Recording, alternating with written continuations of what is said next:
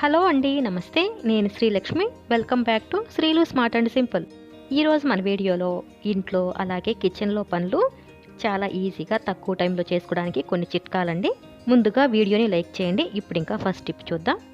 సూదిలో దారం ఎక్కించేటప్పుడు ఆ సన్నటి హోలు కనిపించక ఇబ్బంది పడే వాళ్ళకి ఇక్కడ ఒక స్మార్ట్ ఐడియా అండి. చాలా చక్కగా భలే హెల్ప్ అవుతుంది. ఇక్కడ మనకి హెల్ప్ అయ్యేది బాగా సన్నగా ఉన్న కొబ్బరి పీచు అండి. కొబ్బరి పీచును ఈ విధంగా ఫోల్డ్ చేసుకోవాలి. యూ షేప్లో ఈ విధంగా ఫోల్డ్ చేసుకోవాలి. ఇప్పుడు మనం ఫోల్డ్ చేసుకున్న వైపు అంటే యూ షేప్లో ఫోల్డ్ చేసుకున్నాం కదండి, దాన్ని ఈ విధంగా సూదిలోకి ముందుగా ఎక్కించాలి.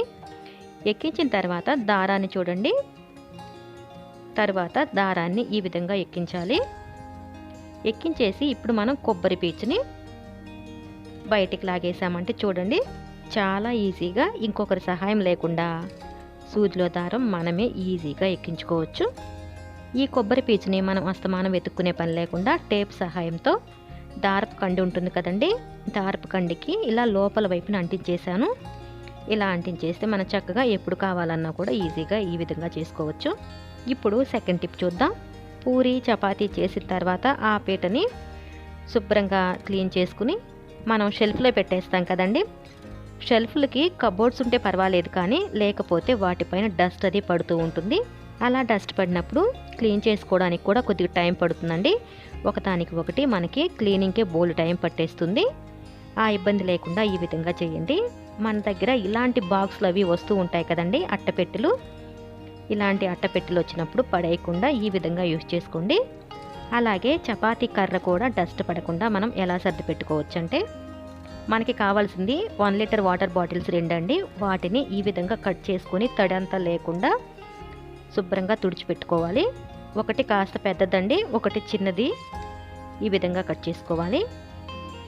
కట్ చేసుకున్న తర్వాత చూడండి, నేను వీడియోలో చూపిస్తున్నాను కదా, ఈ విధంగా పెట్టుకుని మనం ఎక్కడైనా సరే నిలబెట్టుకోవచ్చండి. చక్కగా నిలబడుతుంది. ఇలా మనం అలమారాలో ఎక్కడ సర్ది పెట్టుకున్నా సరే డస్ట్ పడవు. అలాగే నీట్గా చూడడానికి కూడా బాగుంటుంది. ఇప్పుడు ఇంకా థర్డ్ టిప్ చూద్దాం.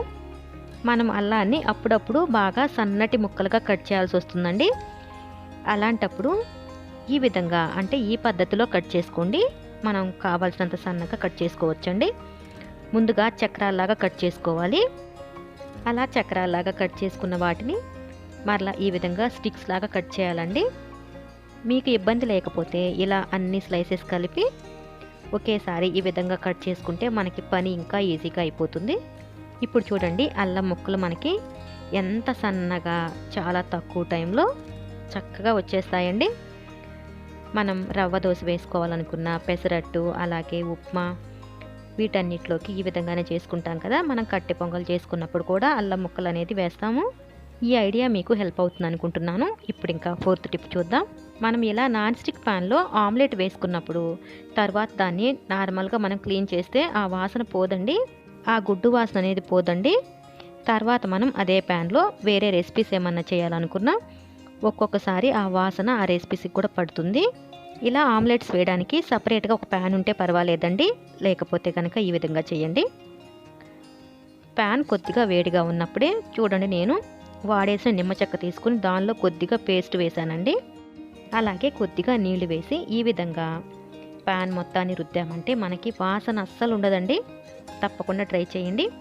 ఇలా రుద్దేసి శుభ్రంగా కడిగి చూపిస్తాను చూడండి. జిడ్డు కూడా పూర్తిగా పోయింది. ఇప్పుడు ఇంకా శుభ్రంగా తుడిచి ఆరిన తర్వాత సర్ది పెట్టుకోవచ్చండి. ఈ వీడియో మీకు హెల్ప్ అవుతుంది అనిపిస్తే ప్లీజ్ అండి తప్పకుండా లైక్ చేసి షేర్ చేసి మీ అభిప్రాయాన్ని కామెంట్ సెక్షన్లో తెలియజేయండి.